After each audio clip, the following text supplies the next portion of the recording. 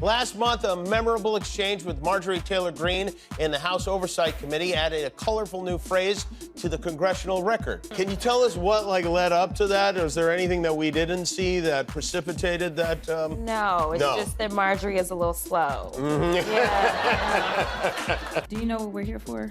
You know we're here about AG. I don't think you know what you're here for. Well, you the one talking about. I think your fake eyelashes are messing up. No, ain't nothing. Hold on. What happens when a political newcomer outsmarts the so-called masters of insults?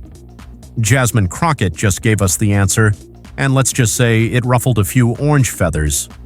Trump's reaction, more grumpy Trumpy than stable genius. But here's the million-dollar question. Is Trump's meltdown actually boosting Crockett's popularity?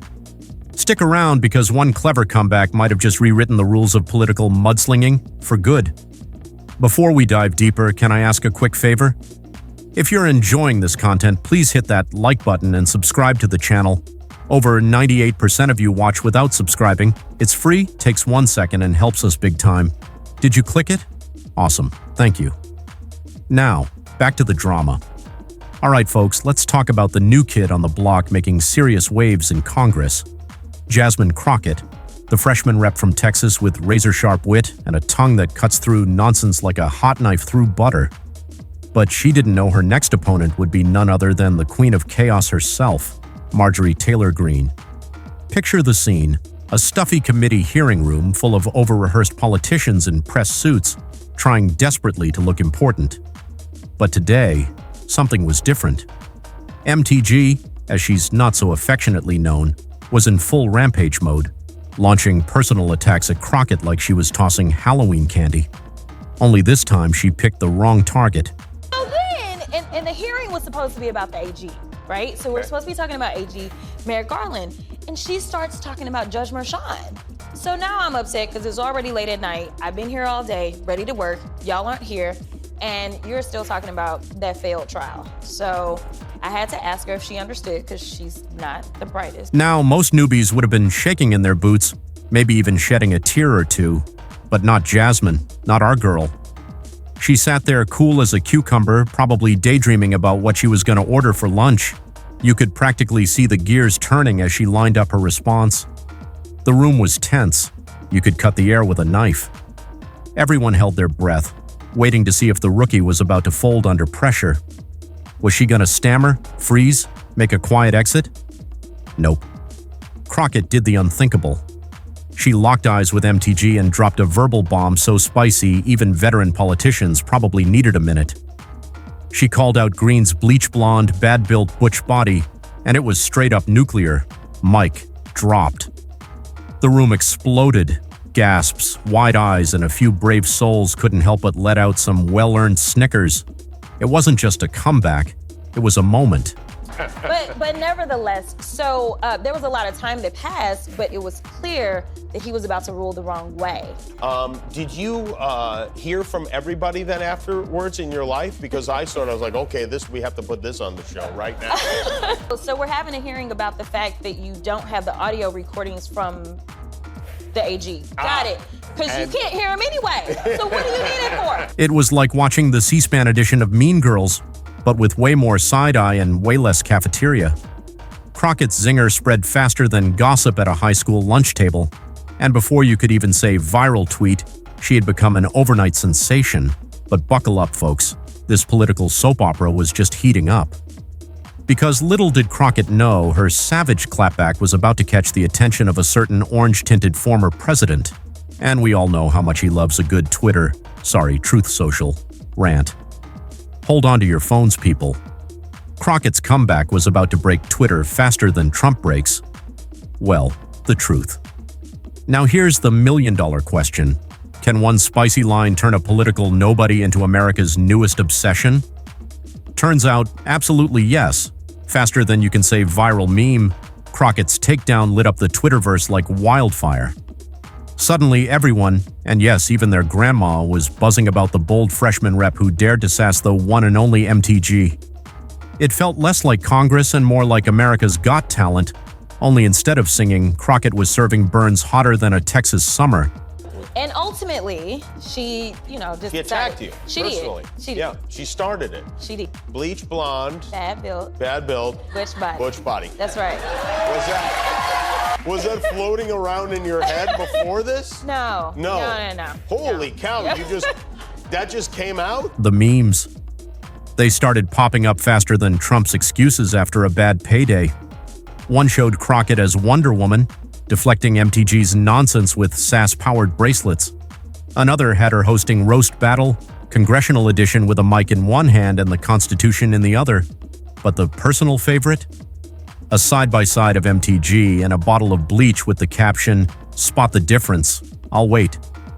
And it wasn't just the meme lords having a field day. Celebrities started hopping on the Crockett bandwagon faster than politicians bail from a sinking campaign. Suddenly, our freshman rep was getting shout-outs from A-listers who probably couldn't spell Congress last week. It was like watching the quiet, nerdy kid suddenly crowned prom queen, and the whole school chanting her name. So my pastor actually called me while we were in the hearing. And so I sent him the voicemail, and I was like, I'm in a hearing. And he was like, I know. I get the sense that it's not just Democrats that don't like her. Oh, no. Like, her people don't like her either. Her people don't like her either. The next time you say bleach blonde, bad build, butch body, please let me know so I don't have water in my mouth and spit it out. Speaking of overnight success, Crockett's follower count shot up faster than Trump's blood pressure at a salad bar. One minute she's a political newbie, the next she's racking up followers like a Kardashian during a drama scandal. People were smashing that follow button so hard it's a miracle Twitter didn't crash.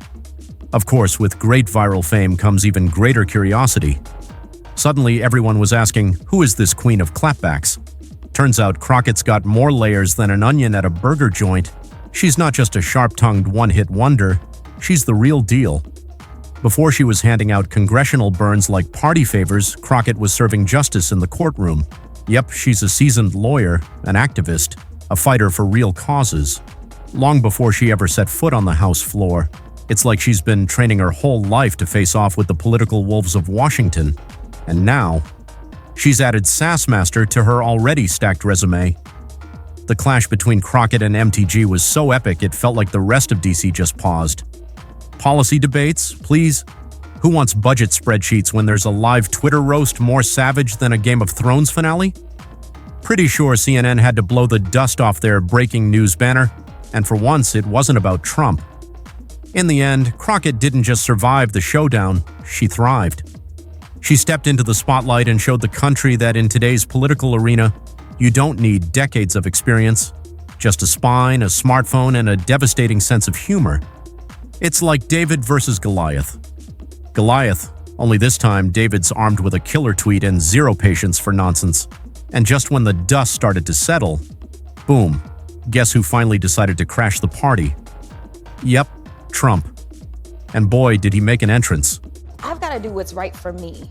So when you look at what people are offering, what their platform is, whether it's, aligned with making sure that the convicted Orange Jesus, but that there's so much more that we need to do. We still know that housing is a struggle.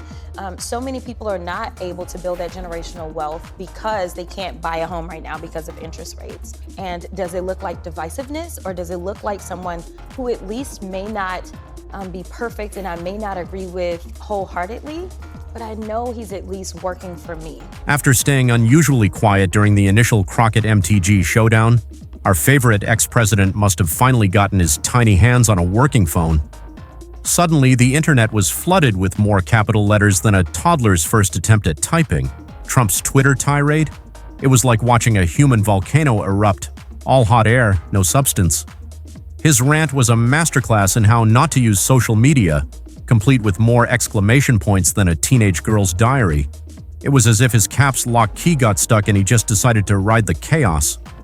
Maybe, just maybe, he still thinks that yelling online makes people take him seriously. And of course, in true Trump fashion, he skipped right past nuance and went for the jugular with all the grace of a bull loose in a china shop. He called Crockett a low IQ freshman because apparently that's the peak insult from his bigly brain arsenal.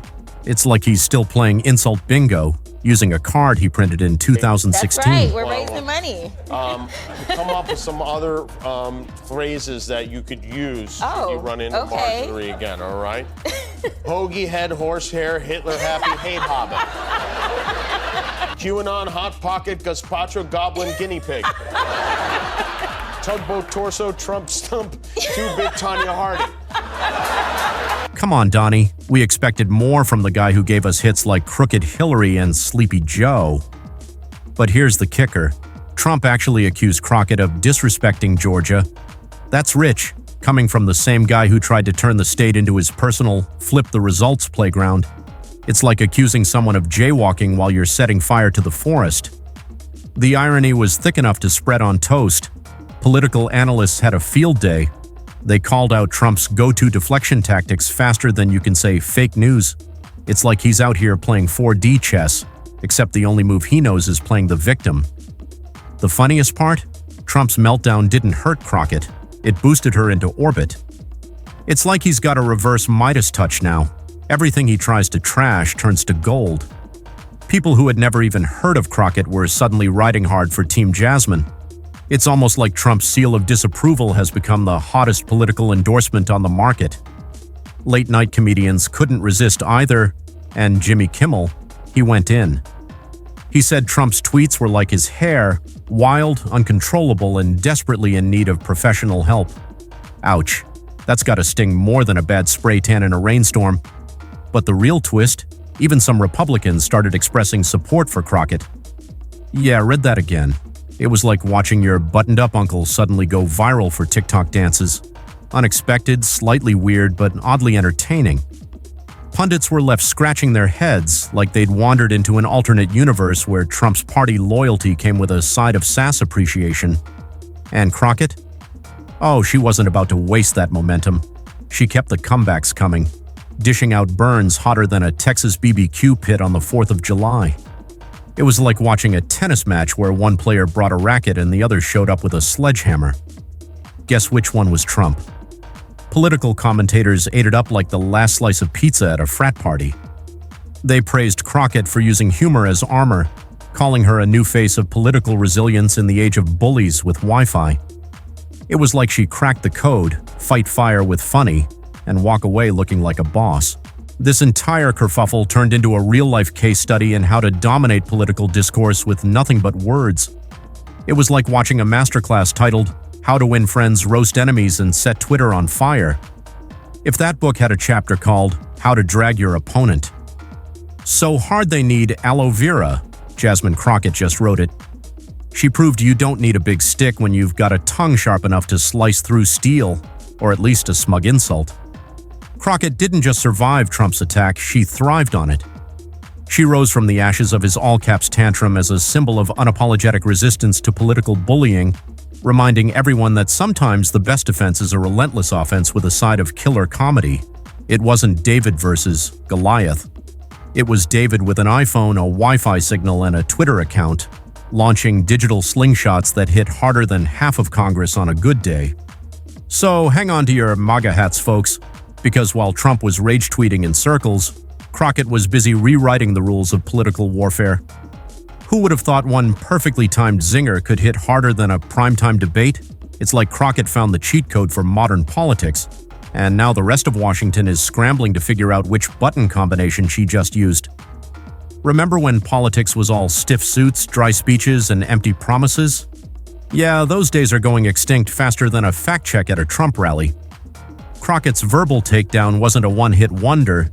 It might just be the lead single on a whole new political playlist. And trust me, this one's got a beat you can actually dance to. So what's the secret sauce in Crockett's political recipe? Spoiler, it's not old money or good old boy connections. It's humor, but not the cheesy dad joke kind. We're talking surgical wit, the kind that slices through the layers of BS, fogging up Washington like a laser-guided truth missile. But here's the real magic. It's not just about being funny, it's about being real. In a world full of plastic politicians, Crockett's authenticity feels like opening a window in a room full of old farts and lobbyist breath. And the voters? They're eating it up like it's the last greasy slice of pepperoni pizza at a campaign rally in July. Now let's address the oversized bird in the room, Twitter. And not the cute blue one. We're talking political Twitter, the battlefield where attention spans are short and clapbacks travel faster than a GOP ethics complaint. Social media has flipped the political script faster than Trump flips his stance on, well, anything. We're no longer playing chess, we're in speed chess mode, and a bunch of old-school politicians are still out here trying to figure out which way the horsey moves. Meanwhile, Crockett's playing four-dimensional chess, and Trump?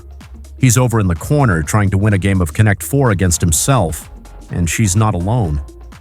Remember AOC's iconic clapbacks? Or Bernie's meme game that somehow made finger-wagging cool?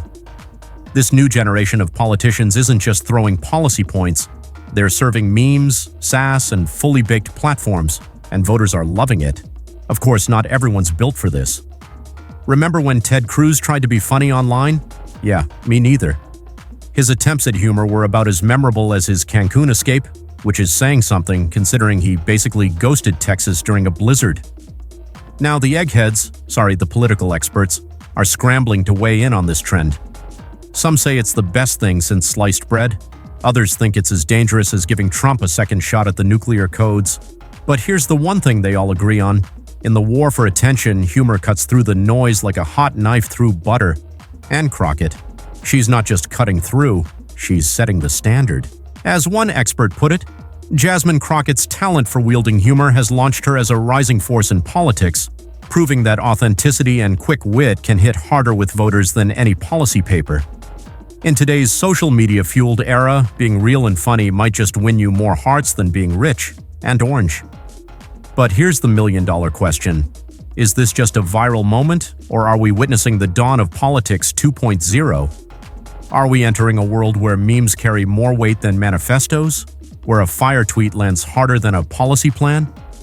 Remember when politicians used to lull us to sleep with hour-long speeches about infrastructure? Yeah, those days may be going the way of the landline. But before you pop the champagne and throw your party hats in the air, let's pause and think about what this shift actually means for the future of political discourse. Crockett just roasted MTG and Trump so hard, their spray tans practically peeled off. And now everyone's wondering if we've stumbled into a bold new era where wit wins over wonk. Are we really headed for a future where debates sound more like stand-up specials and less like serious discussions about healthcare or education? It's starting to feel like we're living inside a real-life episode of Whose Line Is It Anyway? Except now the stakes are real, the jokes are viral, and the points still don't matter. Political strategists are scrambling, trying to decode what comes next. Some are even predicting a wave of candidates trying to channel their inner Jerry Seinfeld. Imagine Mitch McConnell doing stand-up. Yeah, talk about a tough room. But let's be honest, not everyone's cut out for comedy. If every senator starts telling dad jokes, we'll be drowning in crickets and secondhand embarrassment. It's giving your uncle tries to be cool at Thanksgiving energy, and not in a good way. The bigger concern? That all this obsession with clapbacks and viral burns might eclipse the stuff that actually matters. You know, boring things like economic policy, voting rights, and whether or not we can afford insulin. Look, a laugh is great, but at some point we need lawmakers who open more than just their mouths. We need them opening policy books, budgets, and maybe a constitution every now and then. Experts are warning, we've got to strike a balance between entertainment and substance. Politics shouldn't feel like empty calories. We need a full meal. Sure, sprinkle in some seasoning, but let's not forget the vegetables, because like it or not, the political game is evolving faster than you can say kofef. And if delivering a spicy roast becomes the new superpower, we may be entering an age where the debate stage looks more like a comedy roast, with red ties, roast beef egos, and punchlines that leave welts. And in this corner, weighing in at definitely not 239 pounds, the reigning champ of alternative facts. But back to Crockett, the woman who accidentally, or maybe intentionally, flipped the script. Her future might depend on whether she can keep serving the sass and the substance.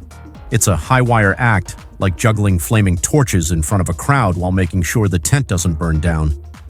As voters, we're strapped in for one chaotic ride. Campaign ads might start to feel more like Netflix comedy specials, and honestly, with all the memes, takedowns, and snarky retweets, will we still care about boring stuff like taxes and Medicare? In a political world filled with hot air and hair dye, it takes a special kind of leader to change the temperature. Enter Jasmine Crockett, the rookie firebrand proving that sometimes the sharpest tool in the fight against power is a punchline. She's not just throwing shade, she's flipping the switch and lighting up the conversation. She once said that authenticity is the key to good politics, and what's more authentic than a perfectly timed, brutally honest mic drop? She's turning C-SPAN into Comedy Central, and honestly, we're here for it. And here's the kicker. While some are busy clutching their pearls, panicking that our democracy is morphing into a roast battle, others are seeing it as a wake-up call. Because in a world where a meme can swing a poll, a savage takedown might just be the new nuclear option. So whether you're Team Crockett or Team Wait, is anyone still rooting for the other side? One thing's for sure. Politics just got a whole lot messier, meme-ier, and more watchable. Grab your popcorn. The sass is just getting started.